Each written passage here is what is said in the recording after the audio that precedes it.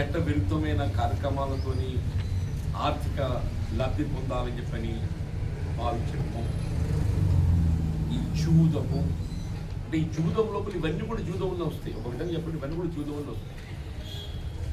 అధిక వడ్డీ కూడా జూదంలోనే వస్తుంది. ఇప్పుడు ఆర్బీఐ గైడ్లైన్స్ ప్రకారంగా ప్రభుత్వ నిబంధనల మేరకు బ్యాంకింగ్ వ్యవస్థే కానీ ప్రైవేట్ లెండర్ కానీ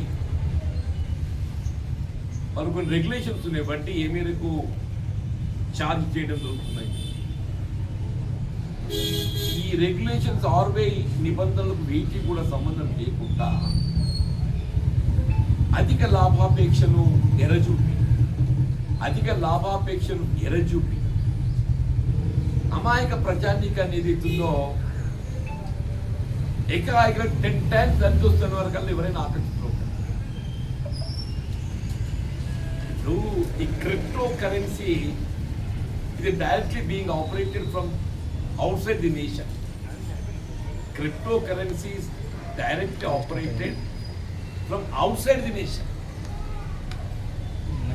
Bitcoin, you can either legally permissible international level అనుమతి పొందినవి, కొన్ని అంతర్జాతీయ స్థాయిలో అనుమతి పొందినవి ఉంటాయి.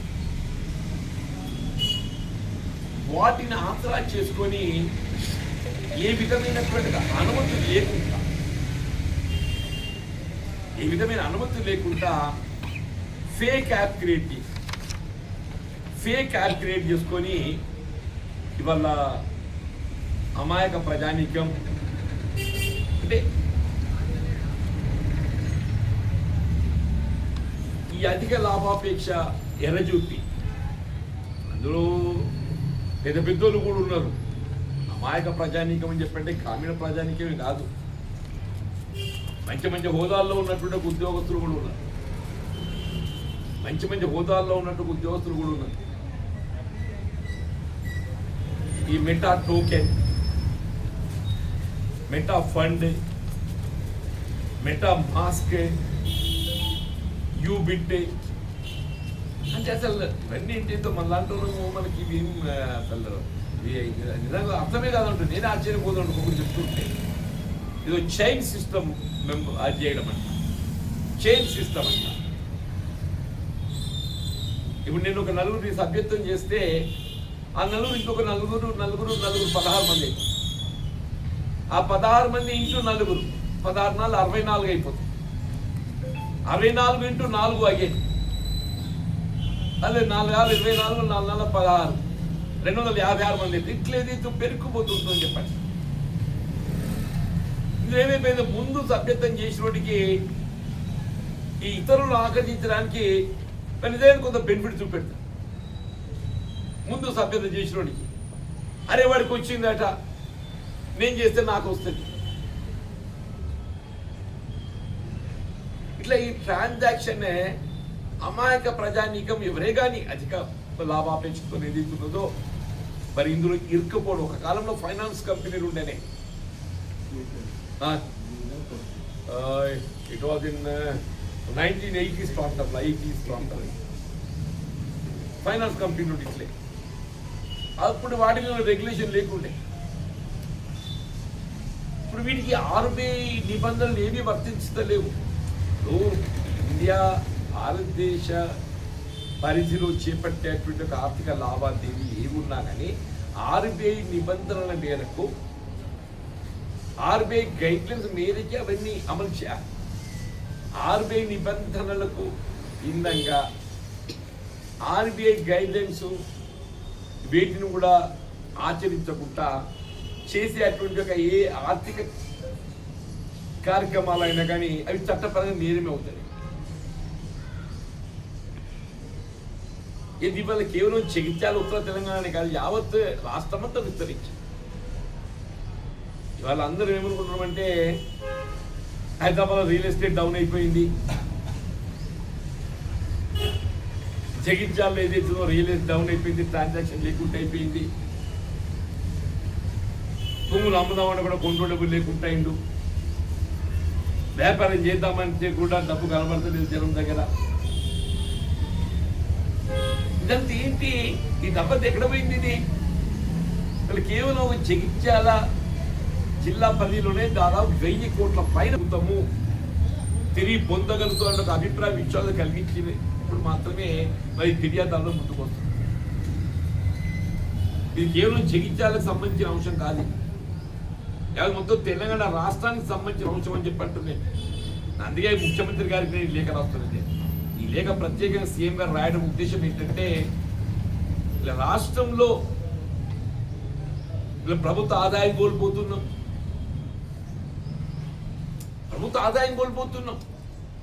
చట్టపరమైన లావాదేవీలు నిలిచిపోయినాయి. చట్టపరంగా చేపట్టగలిగే అవకాశం ఉన్న లావాదేవీలు అన్నింటిపై దీని ప్రభావం చూపుతున్నది. ఈ రియల్ ఎస్టేట్ మనకు డౌన్ అయిందని చెప్పని భావించడానికి మార్కెట్లో మనీ కొరత ఏర్పడింది. అన్నింటి కాలం మార్కెట్లో మనీ కొరత ఏర్పడింది. కాబట్టి ఏదైతుందో నేను రాష్ట్ర ప్రభుత్వ గౌరవ ముఖ్యమంత్రి గారిని ఈ స్పెషల్ ఇంటెలిజెన్స్ విభాగం, సైబర్ క్రైమ్ విభాగం, మీరు దీనికి ఒక సపరేట్ ఒక వింగ్ ఏర్పాటు చేయండి. దీనికి ఒక సపరేట్ వింగ్ సైబర్ క్రైమ్ లోపల దీనికి ఒక స్పెషల్ ఐజీ, ప్రతి జిల్లాలో ఒక విభాగం, మరి ఏ స్థాయి జిల్లా స్థాయి అధికారిని ఏ విధంగా బాధ్యత అప్పచెప్తారో ఇది అరికట్టి ప్రజల్లో విశ్వాసాన్ని నిలుపుదల చేయడం ప్రభుత్వ బాధ్యత. గవర్నమెంట్ రెస్పాన్సిబిలిటీ అంటూ నేను ఒక జగిత్యాల జిల్లాలో 1000 కోట్ల పోయిన చెప్పంటే రాష్ట్ర స్థాయిలో మరి 8,000 కోట్లు పోయిన లెక్కలేదు. ఒక జగిత్యాల జిల్లాలో 1000-2000 కోట్లు అంటున్నాయి. ఒక జగిత్యాల జిల్లా 33 జిల్లాలు ఉన్నాయి అంటే 50,000 కోట్ల లక్ష దాకా పోయి ఉంటుంటే అంటున్నాను. కేంద్ర ప్రభుత్వము ఆశ్చర్యము హౌ దే ఆర్ అనుమతిస్తే క్రిప్టో కరెన్సీ రిజర్వ్ బ్యాంక్ నిబంధనలకు సంబంధం లేకుండా ఇలా కేంద్ర ప్రభుత్వం ఏదైతుందో దేశంలో జాతీయ స్థాయిలో ఆర్థిక లావాదేవీలు ఏవి చేపట్టబడ్డా అవన్నీ కూడా రిజర్వ్ బ్యాంక్ ఆఫ్ ఇండియా పరిధిలో చేపట్టబడే విధంగా ఉండాలి. ఇలా కేంద్ర ప్రభుత్వం ఏదైతున్నదో మీ రిజర్వ్ బ్యాంక్ ఆఫ్ ఇండియా నిబంధనలకు సంబంధం లేకుండా, రిజర్వ్ బ్యాంక్ ఆఫ్ ఇండియా అనుమతులు లేకుండా దేశం విదేశీ పెట్టుబడిదారులు ఏదైతుందో విదేశీ వ్యాపారస్తులు మన పెట్టుబడులన్నీ కూడా ఏదైతుందో మరి అక్రమార్జన చేసి లాగేస్తుంటే ఈ దేశ ఆర్థిక వ్యవస్థ మీద ఇది ప్రభావం చూపుతుంది. ఈ దేశ ఆర్థిక వ్యవస్థ మీద ప్రభావం చూపుతుంది. గతంలో హవాలని ఉండేనే, హవాలని ఉండే బయట దేశంకి వెళ్ళి మన ఇండియాకి డబ్బు రావాలని చెప్పారంటే కేవలం మాట మీద నమ్మకంతో ఏదైతుందో సినిమాలలో చూస్తూ సిగరెట్ ముక్క ఇటు రెండు పెడితే మరి డబ్బు ఏదో 10 రూపాయల నోటు చింపింది ఉంటుంది, అది ఇది అతుకు పెడితే అని డబ్బించి ఉంటుంది. హవాలా ఉండి ఇది కూడా ఒక హవాలా ఉండి అంటున్నాను నేను. ఈ దేశ ఆర్థిక వ్యవస్థ మీద ఏదైతే ప్రభావం చూపుతుంది. దేశానికి రక్షణ, బోర్డర్ రక్షణ ఏ విధంగా మనం ప్రియారిటీ ఇస్తామో ఈ ఆర్థిక వ్యవస్థ నిలుపుదల చేసుకోవటం, కాపాడుకోవడం కూడా అంతే బాధ్యత. రాష్ట్ర ప్రభుత్వం గౌరవ ముఖ్యమంత్రి గారిని ఏదైతున్నదో ఇది మన రాష్ట్ర పరిధిలో ఏ మేరకు దీన్ని నిలువరింపు చేయగలుగుతాం, రాష్ట్ర పరిధిలో ఈ ఆర్థిక అక్రమ లావాదేవీలు ఏ మేరకు నిలుపుదల చేయగలుగుతాం అంటే రాష్ట్ర స్థాయిలో దీన్ని ఏ మేరకు అమలు చేయగలుగుతాము, నిలుపుదల చేయగలుగుతాము ఒక అంశమైనట్టయితే జాతీయ స్థాయిలో కూడా ఏదైతుందో కేంద్ర ప్రభుత్వం యొక్క సహకారంలో పొందవలసిన ఆవశ్యకత. Allot the union government also, కేంద్ర ప్రభుత్వ ఆర్థిక శాఖను, హోం శాఖను కూడా ఏదైతుందో అలర్ట్ చేయాలి. Union home ministry Amit Shah, finance ministry అమ్మాయి ఉంది కదా, నిర్మలా సీతారామన్. అదర్వైజ్ మరి ఇది ఇంతవరకు ఇప్పుడు నేను మొన్న ఒకటి కోతుల గురించి మాట్లాడినట్టు ఇది ఉంది అంటున్నాను. నేను మొన్న ఇట్లా కోతుల గురించి మాట్లాడి నేను అందరికీ ఇదేంద్ర కూడా కోతుల గురించి ఇది కూడా కలిసి ఉంది అంటున్నాను. చేయాలి బాబు, నేను సీఎం గారికి అదే విజ్ఞప్తి చేస్తున్నాను. Your right. ఒకటి ఒక నేరం అనేది ఏదైతుందో నేరస్తు ఫిర్యాదు చేస్తేనే కాదు, ఈవెన్ అదర్వైజ్ ఆల్సో పోలీస్ యంత్రాంగం దృష్టికి ఏదైతే ఒక నేరం సంఘటన వారి దృష్టికి వస్తే సోమోటో దగ్గర investigate. One need not give a complaint, అరే నాకు ఫిర్యాదు రాలేక నేనేం చేయాలని చెప్పి అన్నది వీల్లేదు. అలా నా దృష్టికి ఫిర్యాదు రాలేదు నేనేం చేయాలన్నది వీల్లేదు. ఒక నేరం జరుగుతున్నట్టు ఏదైతే ఉందో వీళ్ళ పోలీస్ అధికారుల యంత్రాంగం దృష్టికి వస్తే సూమోటోగా మీరు విచారణ చేసే అధికారం మీకున్నది. చేయకుండా బాధ్యత రాయి. ఇది కూడా చెప్తున్నా బాబు, ఏ సంఘటన నేరం ఏదైతే ఉందో పోలీస్ అధికారుల యంత్రాంగం దృష్టికి వచ్చినప్పుడు ఆటోమేటిక్గా they have to get it investigate and take action against culprits. చర్యలు తీసుకోవడం కూడా వాళ్ళ బాధ్యత. You have rightly brought it. CM గారిని కూడా ఏదైతుందో మీరు రాష్ట్ర స్థాయి లోపల మీ పోలీస్ అధికార యంత్రాంగాన్ని అలర్ట్ చేయండి. సైబర్ క్రైమ్ డిపార్ట్మెంట్ ఉంది ప్రత్యేకంగా డీజీ స్థాయి, దీనికి డీజీ స్థాయి డైరెక్టర్ జనరల్ స్థాయి లోపల ఏదైతుందో సైబర్ క్రైమ్ వింగ్ ఉన్నది అంటున్నాను. This all comes under cyber crime. మొత్తం రాష్ట్రం లోపల ఉండేటువంటి అన్ని జిల్లాల పోలీస్ అధికార యంత్రాంగాన్ని ఈ సైబర్ క్రైమ్ ఏదైతున్నదో అది క్రిప్టో కరెన్సీ అనండి, బిట్ కాయిన్ అనండి, ఫేక్ యాప్స్ క్రియేట్ చేసుకొని అమాయక ప్రజానీకం ఏ విధమైనటువంటి ఒక రిసీట్ లేకుండా మనం పెట్టే పెట్టుబడికి ఏదైతుందో you must be given some acquaintance లేకుంటే ఏదైతుందో ఏ విధమైనటువంటి ఒక ట్రాన్సాక్షన్ జరగదు. అక్వింటెన్స్ లేకుండా జరిగే ఏ లావాదేవీ కూడా మీరు పరిగణలోకి తీసుకోవద్దని చెప్పండి. ఇప్పుడు వీళ్ళు ఎవరైతే మోసపోయిండ్రో వాళ్ళకి ఏ విధమైన ఆధారం లేదు. ఎస్సీకి ఏదైతుందో నేను పెట్టుబడి పెడుతుంటే ఏదైతుందో I must have some receipt, some basic evidence. ఆ ఎవిడెన్స్ రిసీట్ ఏ విధమైనటువంటి యొక్క గుర్తింపు లేకుంటే పెట్టుబడి పెట్టేస్తుంటాయి.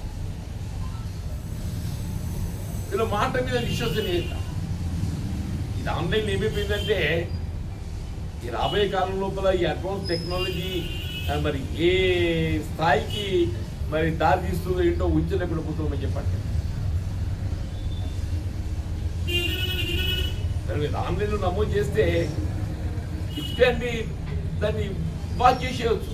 నో సెకండ్స్ లోపల ఏదైతుందో దాన్ని మొత్తం తొలగించేసాను ఏ ఆధారాలు లేకుండా. మరి వాస్తవంగా ఏదైతుందో దీన్ని ఎట్లా మరి నిలుపుదల చేయాలి, ఎట్లా అరికట్టాలి అనేది ఆలోచిస్తున్న తరుణంలో చికిత్సల పోలీస్ అధికార యంత్రాంగం ఏదైతుందో అది రియలీ ఐ అప్రిషియేట్. కొంత మేరకని ఇక్కడ వాళ్ళ దృష్టికి వచ్చిన వాటిని ఏదైతుందో గవర్నమెంట్ పోలీస్ స్టేషన్ కొన్ని వచ్చినాయి, జగిత్యాల కొన్ని వచ్చినాయి. కానీ ఏదైతుందో ఫిర్యాదు చేయబడి పోలీస్ దృష్టికి వచ్చేకి నాట్ ఈవెన్ 1%. ఫిర్యాదు చేయబడి పోలీస్ శాఖ దృష్టికి విచారణకు వచ్చేది ఏదైతుందో నాట్ ఈవెన్ 1%. 90% అండ్ ఎబో ఏదైతున్నదో ఫిర్యాదు చేయడానికి అసలు ఫిర్యాదు చేయాలని ఆలోచన జరుగుతలేదు. Solve cyber crime. ఇప్పుడు ఎవరైతే ఈ అమాయక ప్రజానీకంపై ఏదైతుందో పెట్టుబడులు ఆకర్షించడానికి మరి తప్పుడు తోలు ద్వారా చర్యలు తీసుకుంటుందో వాళ్ళ ఆస్తులన్నీ ఇప్పుడు జస్ట్ కేసు నమోదు చేయడం సరిపోదే. కేసు నమోదుతో పాటుగా వాళ్ళ ఆస్తులన్నీ కూడా సీజ్ చేసి పెట్టేసారు. వాళ్ళ ఆస్తు సీజ్ చేయాలి. నేను అందరినీ కూడా నేను విజ్ఞప్తి చేస్తున్నాను, దయచేసి మీరు ఏ విధమైన మొహమాటం పడవలసిన అవసరం లేదు. సంబంధిత పోలీస్ శాఖ వాళ్ళు ఎవరే కానీ చెప్పే ముందు మీరు ఫిర్యాదు చేయాలి. మీరు ఫిర్యాదు చేసిన తర్వాత సంబంధిత పోలీస్ శాఖ స్పందిస్తుంది. విచారణకు ఏదైతే తప్పకుండా చర్యలు చేపట్టడం జరుగుతుంది. నేరస్తులను చట్టపరమైన చర్యలతో పాటుగా మీ పెట్టుబడులు మనీ రికవరీ కూడా చర్యలు చేపట్టబడాలి.